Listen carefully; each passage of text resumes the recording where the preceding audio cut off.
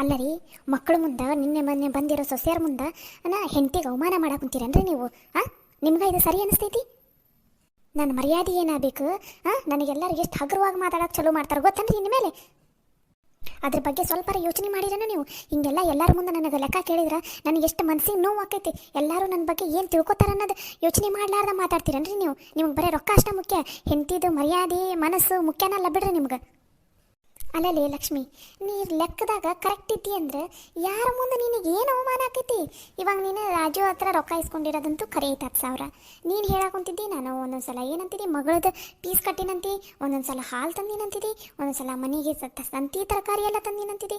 ಆದ್ರೆ ಮನ್ಯಾಗ ನೋಡಿದ್ರೆ ಯಾರಿಗೂ ಗೊತ್ತಿಲ್ಲ ನೀ ತಂದಿದ ಸಂತಿ ತರಕಾರಿ ಅಂದಮೇಲೆ ನೀ ರೊಕ್ಕನ ಮನೆಗೆ ಖರ್ಚು ಮಾಡಿಲ್ಲ ಅಂತ ನಮಗೆ ಗೊತ್ತಾಗಕೊಂತೈತಿ.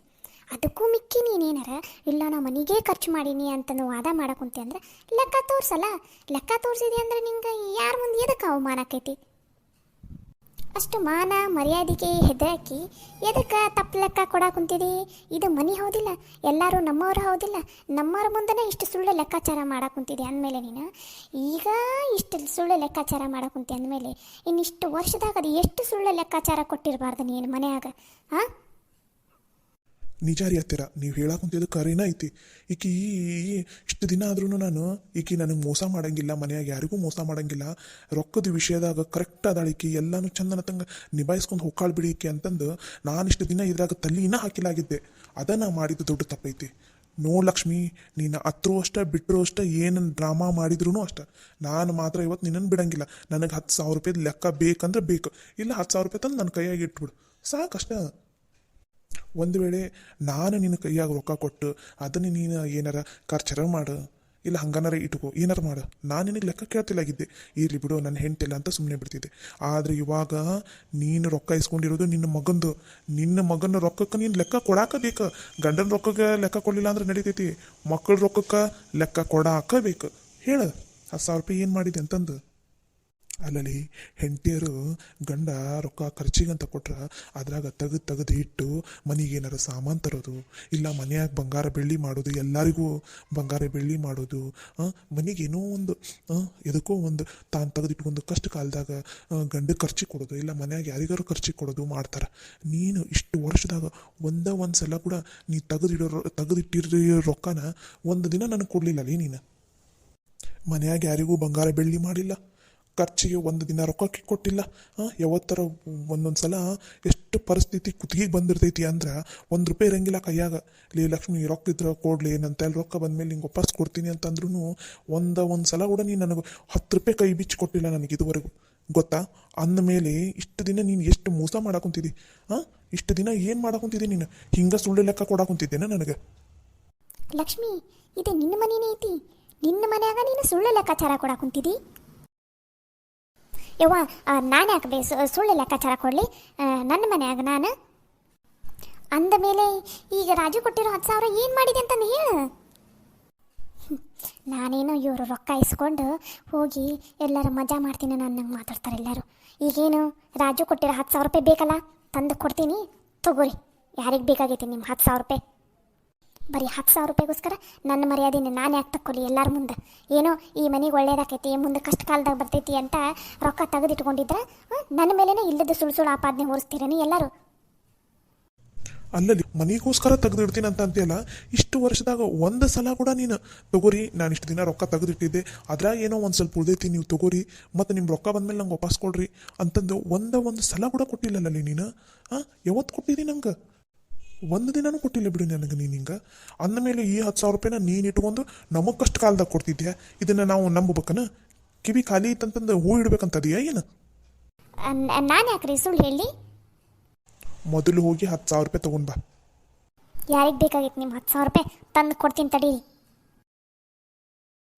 ನೋಡಿದ್ರೇನು ಹೇಳಿ ಅಂದ್ರೆ ಮನ್ಯಾಗ ಹೆಂಗೆ ಒಂದೊಂದು ಸುಳ್ಳು ಹೊರಗೆ ಬರಾಕುಂತೈತಿ. ಅದಕ್ಕೆ ಹೇಳಿ ಅಂದ್ರೆ ಮನೆ ಜವಾಬ್ದಾರಿನ ನೀವೇ ತಗೋರಿ ಅಂತ ನಾನು ಹೇಳಾಕುಂತಿದ್ದೆ ಇಷ್ಟು ದಿನ. ಏನೋ ಒಟ್ಟಿನಲ್ಲಿ ಇವಾಗಾರ ತಲೆ ಕೆಡ್ಸ್ಕೊಂಡು ಮನೆ ಜವಾಬ್ದಾರಿನೆಲ್ಲ ನೀವೇ ತೊಗೊಂಡ್ರಲ್ಲ, ಚಲೋ ಆತು ಬಿಡ್ರಿ. ಅತ್ಯಾರ ಮನ್ಯಾಗ ಇಷ್ಟೊಂದು ಸುಳ್ಳು ಲೆಕ್ಕಾಚಾರಗಳು, ಇಷ್ಟೊಂದು ಜಗಳಗಳು ಅಕ್ಕವಂತ ನನಗೇನಾರು ಗೊತ್ತಿದ್ದಿದ್ರ ಮುಂಚೆಯಿಂದನೇ ಮನೆ ಜವಾಬ್ದಾರಿನ ನಾನೇ ತೊಗೊಂಡ್ಬಿಡ್ತಿದ್ದೆ. ತಗೋರಿ ಇದ್ರಾಗ 10,000 ರೂಪಾಯಿ ಐತೆ ನೋಡ್ರಿ, ಬೇಕಾದ್ರೆ ಎಣ್ಸ್ಕೊರಿ ಈಗಲೇ, ಆಮೇಲೆ ಅಷ್ಟು ಕಮ್ಮಿ ಇತ್ತು ಇಷ್ಟು ಕಮ್ಮಿ ಇತ್ತು ಅಂತ ಹೇಳಬೇಡ್ರಿ ನನ್ನ ಮುಂದೆ. ಇದನ್ನು ಕೇಳಿದ ತಕ್ಷಣ ನಾನು ತಂದು ಕೊಟ್ಟಿದ್ದಿದ್ರೆ ಎಲ್ಲರ ಮುಂದೆ ನಿನ್ನ ಮರ್ಯಾದಿನ ಉಳಿತಿತ್ತು. ನಿನ್ನ ಮರ್ಯಾದಿನ ನೀನ ತಕ್ಕೊಂಡು ಮತ್ತೆ ನನ್ನ ಮೇಲೆ ಹಾಕ್ತಿದ್ದಿ. ಆಕೆ ಬುದ್ಧಿ ಅಷ್ಟರಿ ಹೇಳಿ ಅಂದ್ರೆ ನಾಯಿ ಬಾಲ ಹೆಂಗೆ ಸೀದಾ ಆಗಂಗಿಲ್ಲ ನೋಡ್ರಿ, ಹಂಗೆ ಆಕಿನೂ ಈ ಜನ್ಮದಾಗ ನೆಟ್ಟಗಾಗಂಗಿಲ್ಲ ರೀ. ಸರಿ, ಇವಾಗ ರಾಜುದು 10,000 ರೂಪಾಯಿ ಬಂದೈತಿ. ಕೃಷ್ಣ, ಚಂದ್ರು, ನೀವು 10,000 ರೂಪಾಯಿ ಕೊಡ್ರಪ್ಪ ಈ ತಿಂಗಳು. ಯಾಕಂದ್ರೆ ಈಗ ಯಾವುದು ಈಗ ಗಣಪತಿ ಹಬ್ಬದ ತನಕ ಬರೋಷ್ಟು ಆಗುವಷ್ಟು ಸಂತಿ ತಂದು ಹಾಕ್ಬಿಡ್ತೀನಿ. ಅದು ಅಲ್ಲದೆ ಈಗ ಐತವಾರ ದಿನ ರೊಟ್ಟಿ ಹಬ್ಬ ಬೇರೆ ಐತಲ್ಲ, ಹಾಗಾಗಿ ತರಕಾರಿ ಎಲ್ಲ ಒಂದು ಸ್ವಲ್ಪ ಜಾಸ್ತಿನೇ ಬೇಕಾಕೈತಿ. ಒಂದು ಸ್ವಲ್ಪ ತರೋದು ಸಂತಿ ಭಾಳ ಐತಿ. ನೀವು 10,000 ರೂಪಾಯಿ ಕೊಡ್ರಿ, 30,000 ರೂಪಾಯಿ ತೊಗೊಂಡು ಹೋಗ್ತೀನಿ. ಉಳಿತಂದ್ರೆ ಮತ್ತೆ ವಾಪಸ್ ಬಂದಮೇಲೆ ಉಳಿದಿದ್ದ ರೊಕ್ಕ ನಿಮ್ಗೆ ಕೊಡ್ತೀನಂತ.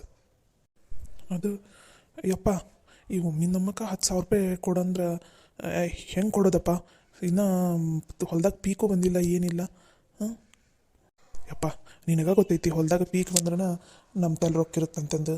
ಈಗ ಸದ್ಯಕ್ಕೆ ನಮ್ಮ ಹತ್ರ 5,000 ರೂಪಾಯಿ ಐತಿ, ಅಷ್ಟು ಕೊಟ್ಟಿರ್ತೈತಿ, ನಡೀತೈತಾಪ. ನೋಡಿದೇನಪ್ಪ, ನಾ ಹೇಳಲಿಲ್ಲ ಈ ಮನ್ಯಾಗ ರೊಕ್ಕ ಜಾಸ್ತಿ ಕೊಡೋದನ್ನ ನಾನು, ಈ ಮನ್ಯಾಗ ನಡೀತಿರೋದ ನನ್ನಿಂದ ಅಂತಂದು. ನೀ ನನ್ನ ಮಾತು ಕೇಳಲಿಲ್ಲ, ನೋಡಿದ್ದೀನಿ ಈಗ. ಮಾವರ ನಾವು ಯಾರ ಅಂಗನಾಗೂ ಇರಂಗಿಲ್ಲ ರೀ. ಈಗೇನು ರೀ ಇವ್ರು 10,000 ರೂಪಾಯಿ ಕೊಡ್ಬೇಕಲ್ಲ, ಸರಿ ಉಳಿದಿದ್ದು 5,000 ರೂಪಾಯಿನ ನಾನು ಸವಿತಾ ಹಾಕ್ತೀವಿ ತಗೋರಿ ಮಾವರ. 1 ನಿಮಿಷ ರೀ, ತಂದು ಕೊಡ್ತೀವಿ ನಾವು. ಹ್ಞೂ ರೀ ಮಾವರ, ನಮಗೆ ಯಾರು ಹಂಗಿನ ಊಟನೂ ಬೇಕಾಗಿಲ್ಲ. ನಾವು ಯಾರು ಹಂಗನಾಗೂ ಇರೋದಕ್ಕೆ ಇಷ್ಟಪಡಂಗಿಲ್ಲ ರೀ. ನಾವು ಕಷ್ಟಪಟ್ಟು ದುಡಿತೀವಲ್ಲ, ಈಗೇನು ನಮ್ಮ ಗಂಡ ಒಂದು ಸ್ವಲ್ಪ ತ್ರಾಸ ಐತಿ, ಪರವಾಗಿಲ್ಲ. ನಾವು ಹೆಂಗೋ ದುಡಿಯಾಕೊಂತೀವಲ್ಲ, ನಾವು ಹಾಕ್ತೀವಿ ರೀ ಮಾವರ. ಬಾ ಲಲಿತಾ, ತೊಗೊಂಬರೋಣ.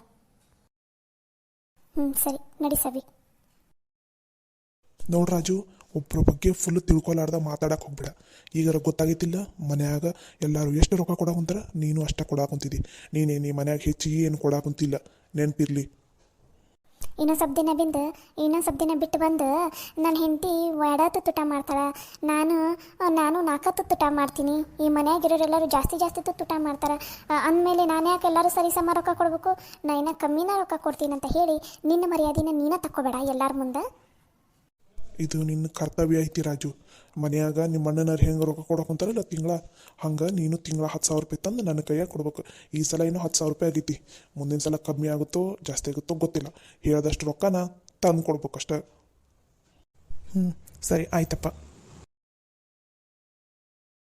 ಮಾವರ ತಗೋರಿ, ಇದ್ರಾಗ 20,000 ರೂಪಾಯಿ ಐತೆ ನೋಡ್ರಿ.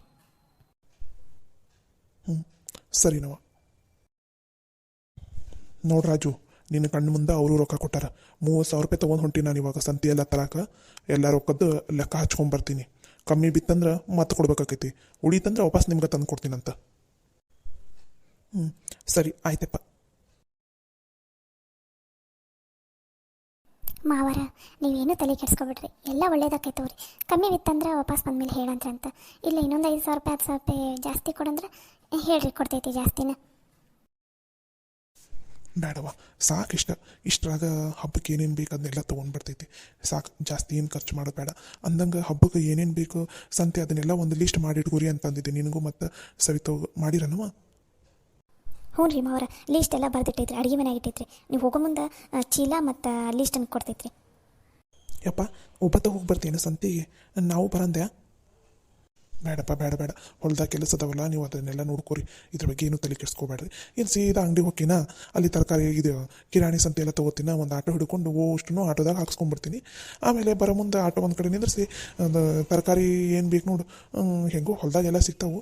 ಸಿಗ್ಲಾರ್ದು ಏನದವು ಅವನಿಷ್ಟು ತೊಗೊಂಡು ಆಟೋದಾಗ ಹಾಕ್ಕೊಂಡು ಸೀದಾ ಬಸ್ ಹತ್ತಿ ಸೀದಾ ಇಲ್ಲಿ ಬಂದುಬಿಡ್ತೀನಿ. ಅಲ್ಲಿಗೆ ಬಂದಮೇಲೆ ನಿಮ್ಗೆ ಫೋನ್ ಹಚ್ತೀನಿ, ಯಾರು ಬಂದು ತೊಗೊಂಬರಂತ್ರಂತ ಸಂತಿನ. ಸರಿ ಆತಪ್ಪ. ಹಂಗಾರೆ ಏನು ಒಬ್ಬತ ಹೊಂಟೇನಪ್ಪ ಸಂತಿಗೆ? ಇಲ್ಲಪ್ಪ, ನನ್ನ ದೋಸ್ತರು ಬರ್ತೀನಂತ ಅಂದಾರ. ಶ್ಯಾಮ ಮತ್ತು ಅವರೆಲ್ಲ ಬರ್ತೀನಂದಾರ, ಅವ್ರ ಜೊತೆನ ಹೋಗ್ತೀನಿ. ಸರಿ ತಗೋಪ್ಪ. ಹಂಗಂದ್ರೆ ಹುಷಾರು ನೋಡ, ನಾವು ಸ್ವಲ್ಪ ಹೊಲ್ದಾಗ ಕೆಲಸ ಐತಿ, ಹೋಗಿ ಬರ್ತೀವಿ. ಸರಿನಪ್ಪ, ಆಯ್ತು, ಹೋಗಿ ಬರ್ರಿ. ಅಲ್ಲ ರೀ ಮಾವರ, ಆಗಲೇ ಸಂಜೆ ಬಂದೈತಿ, ಈಗಿರೇನ್ರಿ? ಮಧ್ಯಾಹ್ನ ಬಿಸ್ಲಾಗ ಯಾರೋ ಕರವ, ಅದು ಅಲ್ದ ಹೊಲ್ದಾಗ ಕೆಲಸ ಎಲ್ಲ ಇರ್ತಾವಲ್ಲ, ಹಂಗಾಗಿ ಏನು ಸಂಜೆ ಏನಾಗಿಲ್ಲ, ಲಗುನ ಹೋಗಿ ಬಂದ್ಬಿಡ್ತೀವಿ ತಗೋರವ ನಾವು. ಸರಿ ಆತ್ರಿ ಮಾವರ. ಹಂಗಾರೆ